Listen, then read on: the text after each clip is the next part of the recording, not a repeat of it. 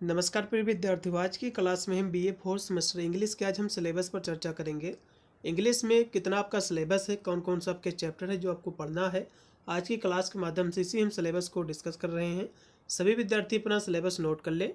मैं आपको बता दूं, पिछले साल मैंने बच्चों जो है इसकी 5 चैप्टर तक इसकी यूनिट मैंने कंप्लीट करा दी थी।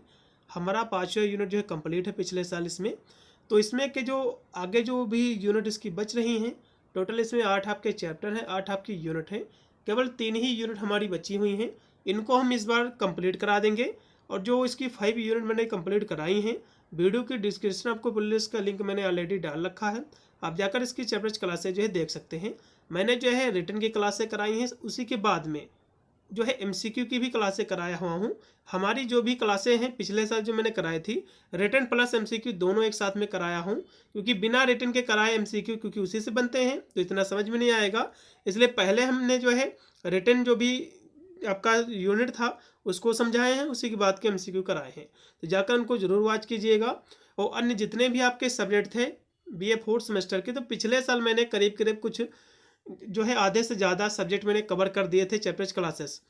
तो जो भी क्लासें पिछले साल मैंने कंप्लीट करा दी हैं, तो उनकी हम चैप्टर्स क्लासें नहीं करा रहे हैं इस बार। केवल हम संपूर्ण पाठ्यक्रम से या फिर वन शॉट की क्लास हम कराएंगे, चाहे एमसीक्यू की क्लास हो या फिर रिटन पेपर की क्लास हो। क्योंकि यूपी के बहुत सारे विश्वविद्यालय हैं जो कि आपका जो फोर्थ सेमेस्टर होता है, जो भी आपका इवन सेमेस्टर होता है, जिसमें जो है सेकेंड सेमेस्टर, फोर्थ और सिक्स सेमेस्टर आपको पेपर देना रहता है।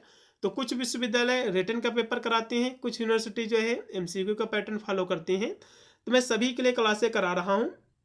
आप लोग जो है चैनल से जुड़े रहिएगा, हर एक वीडियो का नोटिफिकेशन आपको मिलता रहेगा। मैं आपको बता दूं, बीएससी का मैंने चैनल जो है अलग मैंने क्रिएट किया हुआ है, बीएससी स्टडी पॉइंट करके।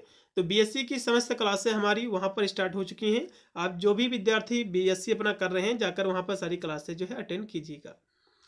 तो चलिएगा, यहाँ से सिलेबस अपना नोट कीजिएगा। पेपर आपका बच्चों इंग्लिश का है। पेपर के यहाँ से नेम आपको मिलाना है इंडियन लिटरेचर इन जो है ट्रांसलेशन, पेपर का आपका नेम है, पेपर का आपका टाइटल है।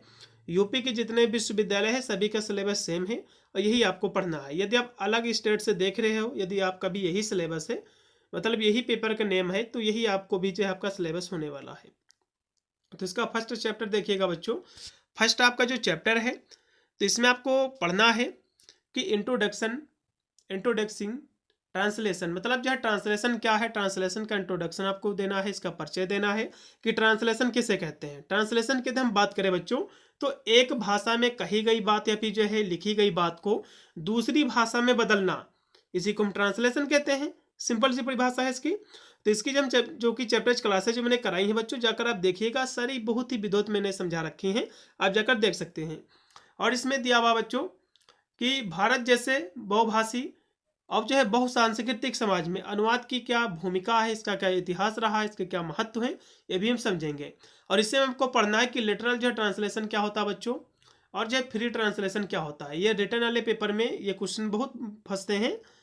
इस जो फर्स्ट आपका जो यूनिट है बच्चों, इसमें फंसेगा कि ट्रांसलेशन किसे कहते हैं, इसके महत्व पूछ सकता है, और लिटरल ट्रांसलेशन क्या है और फ्री ट्रांसलेशन क्या है, इसके बीच में डिफरेंट पूछ लेता है, ठीक है, या फिर इसकी परिभाषा लिखने को पूछ लेता है।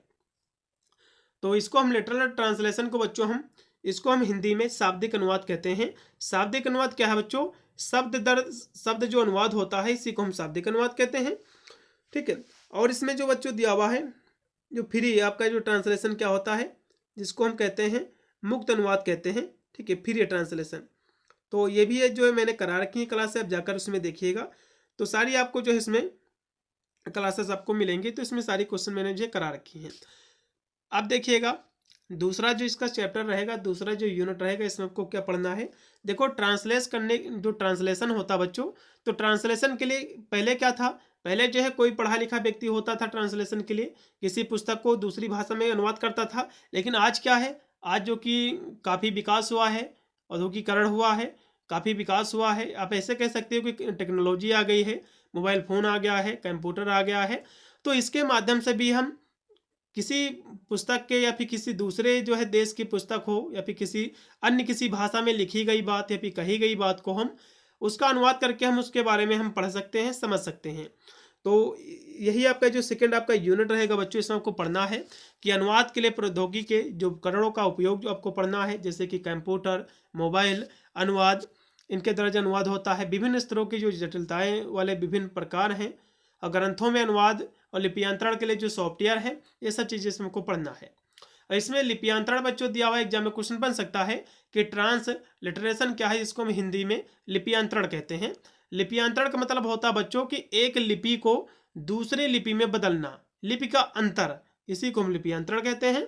जैसे कि फॉर एग्जाम्पल, जैसे कि हम नमस्ते इस तरह से लिखते हैं, ठीक है, जैसे कि बच्चों हम नमस्ते जो है इस तरह से लिखते हैं, नमस्ते, तो ये हिंदी में लिखा है, ठीक है। और लिपियांतरण में क्या होगा बच्चों, इसी को हम जो है दूसरी भाषा में लिख दें, नमस्ते, इंग्लिश में इस तरह से लिखा जाता है। लेकिन क्या है, लिपियांतरण उसे कहते हैं कि एक जो है कह सकते हो लिपि को दूसरे लिपि में बदलना, लेकिन उसका जो उच्चारण है, जो उसकी ध्वनि है, वो चेंज ना हो। जैसे कि हम इसको भी नमस्ते पढ़ेंगे और इसको भी हम नमस्ते ही पढ़ेंगे, ठीक है। तो इसी को हम लिपियांतरण कहते हैं, मतलब लिपि का जो अंतर होता है, इसी को हम लिपियांतरण कहते हैं, ठीक है। चलिए अगला देखिएगा, आपका यूनिट जो 3 रहेगा बच्चों, इसमें आपको फिक्शन आपको पढ़ना है, ठीक है। फिक्शन में आपको क्या पढ़ना है, इसमें आपको पढ़ना है रविन्द्रनाथ टैगोर के द्वारा लिखी गई the home and the world, इनके द्वारा लिखी गई है। लेकिन इसका जो ट्रांसलेट किया है वो किसने किया है, सुरेंद्रनाथ टैगोर जी ने किया है। सुरेंद्रनाथ टैगोर कौन है बच्चों, इनका जो है पुत्र है रविन्द्रनाथ टैगोर जी का। तो इनका पुत्र जो कि इसका ट्रांसलेशन अंग्रेजी में किया है, जो कि आप इंग्लिश का पेपर पढ़ रहे हैं, तो ये इसके अनुवादक है, जो कि इसका अनुवाद जो है इंग्लिश में किया इन्होंने। तो इसके बारे में पढ़ेंगे, ये आपका फिक्शन है। दूसरा आपका जो फिक्शन बच्चों दिया हुआ है, जो कि अमृता प्रीतम के द्वारा दिया गया है, ये पिंजर है बच्चों, ये पिंजर अमृता प्रीतम के द्वारा लिखा गया है। पिंजर को जो है हम दूसरे नाम से भी जानते हैं, इसको the Slayton and the other stories, इस नाम से भी जो है इसका जो है अनुवाद जो किया था इंग्लिश में, वो किया था खुशवंत सिंह ने। किसने किया था बच्चों, ये जो पिंजर है बच्चों, इसका जो कि ये पुस्तक जो लिखी गई है, ये अमृता प्रीतम के द्वारा लिखी गई है। लेकिन इसका इंग्लिश में जो अनुवादक है, जो इंग्लिश में इसका अनुवाद किया है, किसने किया है, खुशवंत सिंह जी ने किया है। किस नाम से किया है इसका पिंजर का, और स्लेटन एंड द अदर स्टोरीज के नाम से जो है किया है। अब यहाँ से आपका जो 4 आपका जो चैप्टर रहेगा, 4 आपका जो यूनिट रहेगा, इसको देख लीजिए। इसमें आपको बच्चों पोएट्री आपको पढ़ना है, कविताएं पढ़नी है। इसमें जो है आपकी जो कविताएं दी हुई हैं, 2 कविताएं हैं। एक है जयशंकर प्रसाद जी का लिखा गया आंसू, जयशंकर प्रसाद के द्वारा जो लिखा गया बच्चों जो आंसू है।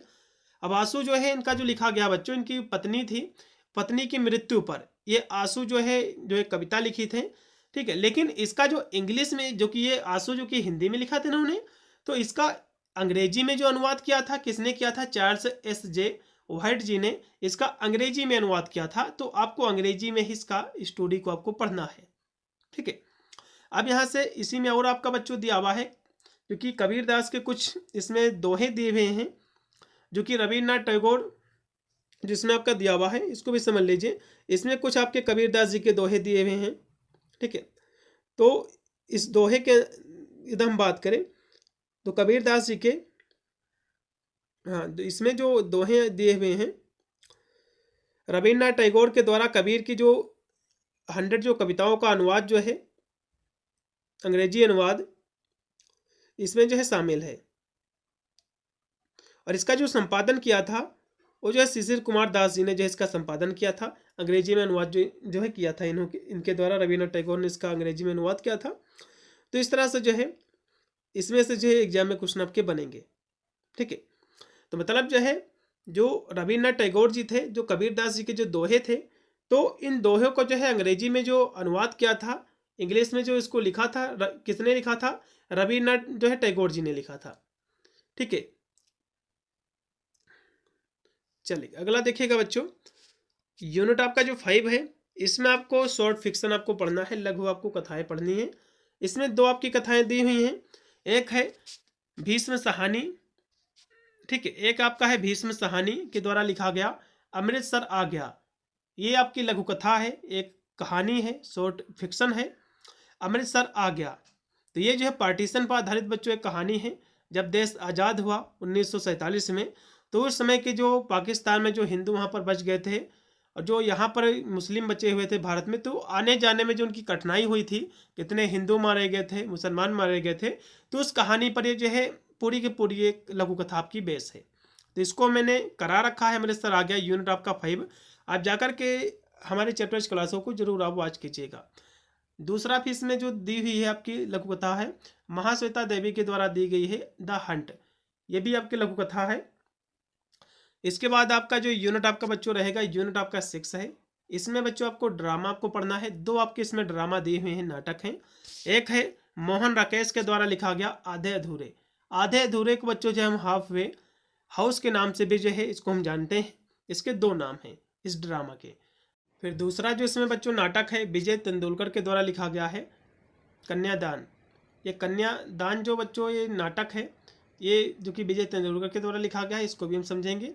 उसके बाद बच्चों आपका जो रहेगा यूनिट आपका जो 7 है, और जो आपका यूनिट जो आपका 8 है, इसमें कुछ नहीं बच्चों, ज़्यादा आपको इसमें कुछ नहीं करना है। इसमें जो है कोई पैसेज आपका दे देगा, ठीक है, हिंदी में दे देगा, तो उसको कहेगा कि आप इंग्लिश में इसका अनुवाद कीजिए, इस तरह से आएगा, ठीक है। और फिर इसमें यूनिट आपका जो 8 रहेगा, इसमें क्या है, इसमें हिंदी में देगा, इसमें हिंदी में कोई पैसेज दे देगा, आपको इंग्लिश में ट्रांसलेट करने को रहेगा। और इसमें क्या है, कोई इंग्लिश में आपका पैसेज दे देगा और कहेगा इसको भैया इंग्लिश से जो है हिंदी में आपको इसको जो है अनुवाद आपको करना है। तो इस तरह से दोनों आपके यूनिट आपके रहेंगे 7 और आपका 8, ठीक है। तो इतना आपका सिलेबस था बच्चों, इतना आपका पाठ्यक्रम था। आशा करता हूँ आपको समझ में आया होगा। मैंने इसकी प्लेलिस्ट जो है वीडियो के डिस्क्रिप्शन में प्रोवाइड कर दिया है लिंक, आप जाकर के इसकी जो है यूनिट 5 तक अपनी क्लास से आप लीजिए। और बहुत ही शीघ्र इसकी बचे शेष जितने भी आपके यूनिट हैं उनको हम बहुत ही शीघ्र करा देंगे। और एग्जाम से पहले पहले हम 1 शॉट की भी क्लास करा देंगे, क्योंकि हमारे बहुत सारे ऐसे विद्यार्थी हैं जो बीए की तैयारी के साथ साथ अन्य भी क्लासें लेते हैं, अन्य प्रिपरेशन भी करते हैं, जॉब वगैरह की तैयारी करते हैं। तो उनके लिए हम 1 शॉट की क्लास करा देंगे एग्जाम से 2 दिन पहले, फिर 10 दिन पहले, जिससे वही कंप्लीट देखकर अपने एग्जाम में अच्छे नंबर प्राप्त कर पाएंगे। और सभी विद्यार्थी वीडियो को शेयर कर देंगे दोस्तों पास, और चैनल को जरूर सब्सक्राइब करके रखिएगा। हर एक वीडियो का नोटिफिकेशन आपको मिलता रहेगा। मिलता है वीडियो के लिए, तब तक सभी को thank you for watching this video.